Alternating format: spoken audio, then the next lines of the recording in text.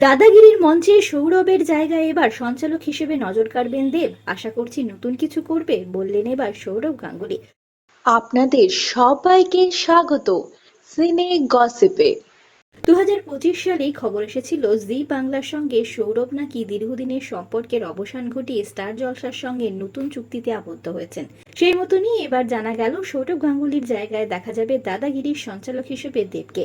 2009 সাল থেকে আমরা দাদাগিরিতে দেখেছি সৌরভ গাঙ্গুলিকে সঞ্চালনা করতে। তার স্টাইলে মাধ্যমে জনপ্রিয় হয়েছে এই শোটি। তৃতীয় সিজনে সৌরভ গাঙ্গুলিকে দেখা যায়নি, দেখা গিয়েছিল মিঠুনকে সঞ্চালক হিসেবে। তবে চতুর্থ সিজনে আবারও দেখা গিয়েছে সৌরভকে সঞ্চালক হিসেবে। এবার জানা যাচ্ছে নতুন সিজনে নজর কাড়বেন অভিনেতা দেব। হ্যাঁ বন্ধুরা, সঞ্চালক হিসেবে আসতে চলেছেন দেব, সে খবর নিজেই জানালেন সৌরভ। সংবাদ মাধ্যমে সৌরভ গাঙ্গুলি জানিয়েছেন, শুনলাম দেব সঞ্চালনা করবে, ও নিজের স্টাইলে করবে।